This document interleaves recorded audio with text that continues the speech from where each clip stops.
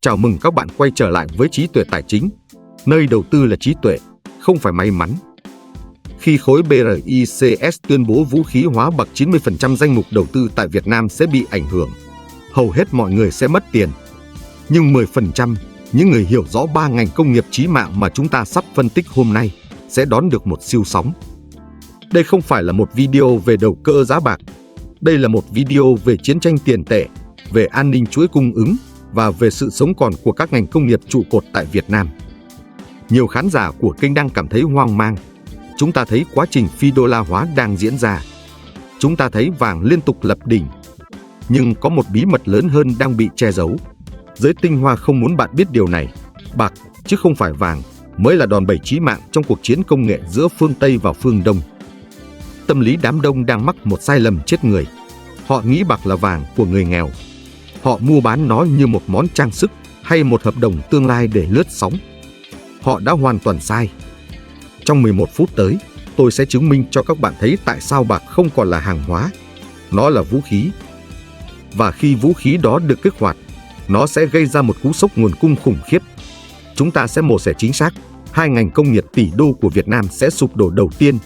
Và một ngành ít ai ngờ tới, sẽ trỗi dậy từ đống tro tàn. Hãy bắt đầu với luận điểm mấu chốt đầu tiên. Chúng ta phải định nghĩa lại về bạc. Trong 50 năm qua, chúng ta bị tẩy não rằng bạc là kim loại quý, là tiền tệ.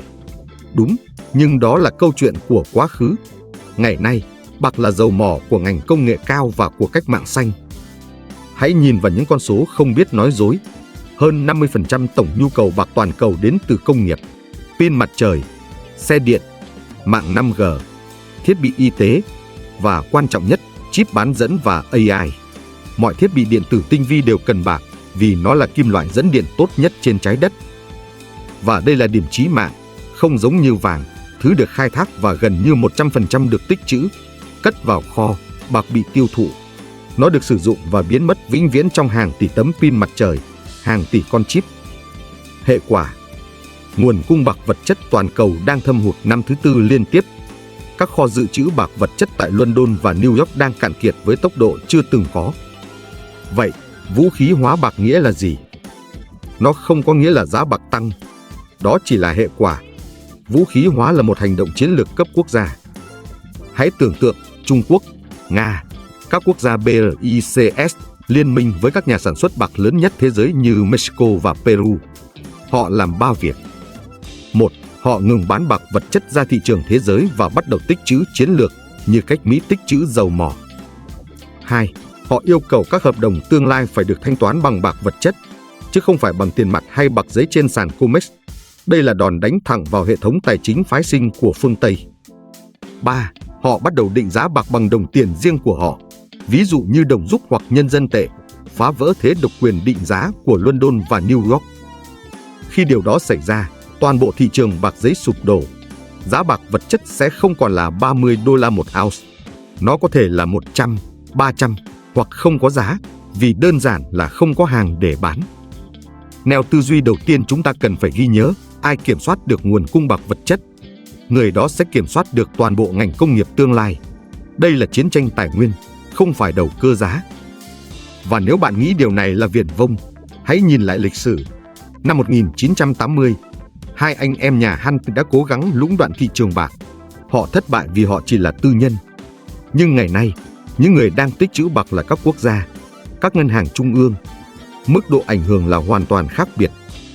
Nếu bạn thấy phân tích về cơ chế vũ khí hóa này là giá trị, hãy nhấn nút like video và bình luận an ninh nguồn cung để thuật toán YouTube biết rằng đây là thông tin quan trọng cần được lan tỏa. Bây giờ, chúng ta đến phần quan trọng nhất.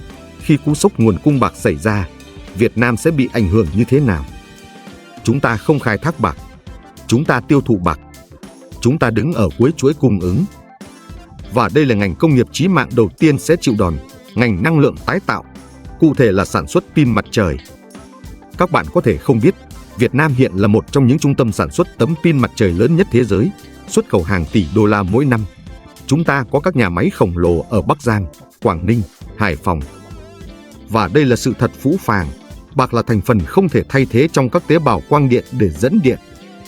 Khi bạc bị vũ khí hóa, giá bạc đầu vào sẽ không chỉ tăng 20 đến 30%, nó sẽ tăng gấp 5, gấp 10 lần và nghiêm trọng hơn là không có hàng để mua. Điều gì xảy ra với các nhà máy ở Việt Nam? Họ sẽ đối mặt với 3 thảm họa. 1. Dừng sản xuất, dây chuyền tê liệt vì thiếu nguyên liệu đầu vào. 2. Mất khả năng cạnh tranh. Các tấm pin sản xuất ra sẽ có giá cao đến mức không ai có thể mua được. 3. Phá vỡ hợp đồng. Hàng loạt hợp đồng xuất khẩu đi Mỹ và châu Âu sẽ bị hủy bỏ, dẫn đến phá sản hàng loạt. Ngành công nghiệp tỷ đô mà chúng ta tự hào có thể bị xóa sổ chỉ vì một kim loại mà chúng ta không kiểm soát được. Ngành công nghiệp chí mạng thứ hai, thậm chí còn đau đớn hơn, ngành sản xuất linh kiện điện tử và tham vọng bán dẫn. Việt Nam đang trải thảm đỏ đón các ông lớn như Samsung, LG, Intel, Foxconn với tham vọng trở thành trung tâm bán dẫn mới của thế giới.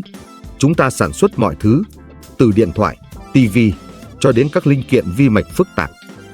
Và bạc có độ dẫn điện cao nhất trong tất cả các kim loại. Nó là thành phần cốt lõi trong mọi con chip, mọi bảng mạch in, mọi kết nối tinh vi. Khi cú sốc bạc xảy ra, tham vọng bán dẫn của Việt Nam có thể chết từ trong trứng nước. Chi phí sản xuất sẽ vượt mọi tầm kiểm soát.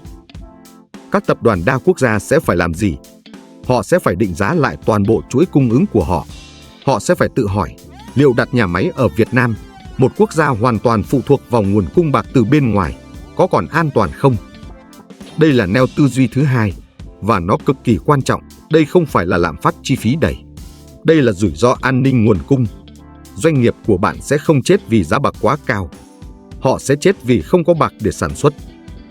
Vậy, tất cả đều là tin xấu. Không, kênh của chúng ta là trí tuệ tài chính. Trong mọi cuộc khủng hoảng, trong mọi cuộc chiến tranh tài nguyên, luôn có những người chiến thắng bất ngờ. Chúng ta sẽ đến với cụm luận điểm thứ 3. Ngành công nghiệp nào tại Việt Nam sẽ đón siêu sóng từ sự hỗn loạn này? Ngành công nghiệp thứ 3, ngành sẽ hưởng lợi tích cực nhất chính là công nghiệp tái chế rác thải điện tử và tinh luyện kim loại màu. Tại sao? Rất logic. Khi bạc nguyên sinh, tức là bạc khai thác từ mỏ, bị vũ khí hóa và biến mất khỏi thị trường, thì bạc thứ sinh, tức là bạc được tái chế từ các sản phẩm cũ, sẽ trở thành mỏ vàng theo đúng nghĩa đen.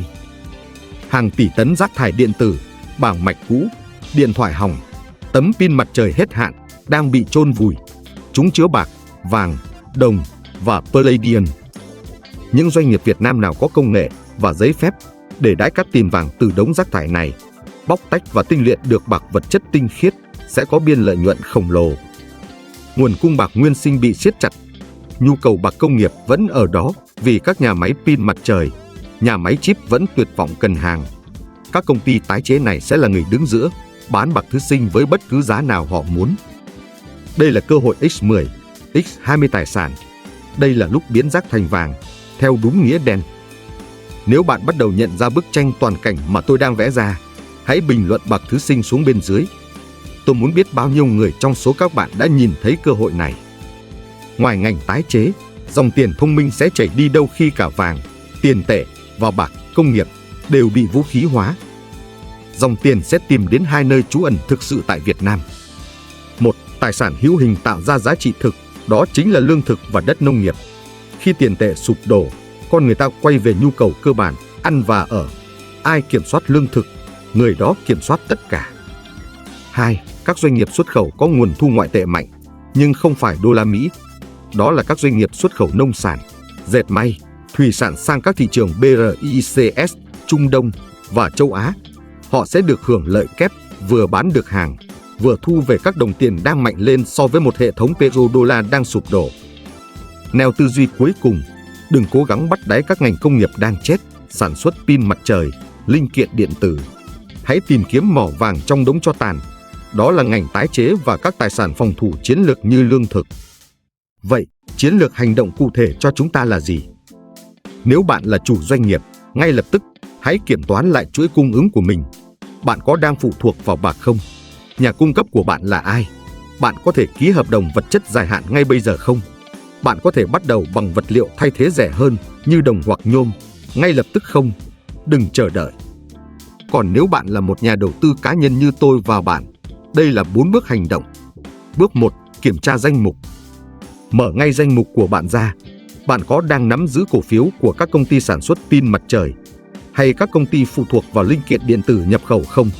Nếu có, bạn đang ngồi trên một quả bom hẹn giờ. Hãy cân nhắc rủi ro.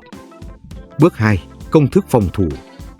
Nếu bạn tin vào kịch bản này, hãy tích lũy bạc vật chất, đồng bạc, thỏi bạc. Đây không phải là để đầu cơ lướt sóng. Đây là bảo hiểm, là một tấm vé để bạn ngồi trên con thuyền cứu sinh khi cơn bão ập đến. Bước 3. Công thức tấn công. Bắt đầu nghiên cứu nghiêm túc về các công ty tái chế rác thải điện tử tại Việt Nam.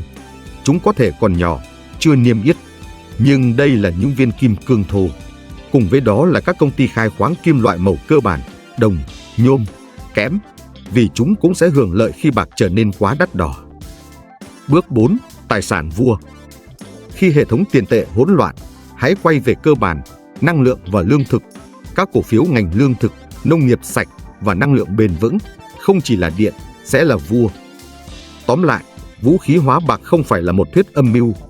Đó là một kịch bản địa chính trị, kinh tế đang diễn ra, dựa trên sự thật không thể chối cãi về cung cầu vật chất. Nó sẽ tạo ra một sự phân hóa giàu nghèo khổng lồ. Những người không hiểu sẽ bị nghiền nát bởi cú sốc an ninh nguồn cung. Những người hiểu sẽ nhìn thấy cơ hội ngàn năm có một từ ngành tái chế và các tài sản phòng thủ chiến lược. Sự lựa chọn, như mọi khi, thuộc về trí tuệ của bạn. Nếu bạn muốn tôi thực hiện phần tiếp theo, phân tích sâu về sự sụp đổ của hệ thống petrodollar và tại sao vàng sẽ là vật tế thần bị tấn công trước khi bạc bị vũ khí hóa, hãy bình luận petrodollar xuống bên dưới. Cảm ơn bạn đã theo dõi Trí tuệ tài chính. Hãy nhấn đăng ký kênh và bật chuông thông báo để không bỏ lỡ những phân tích sâu sắc nhất.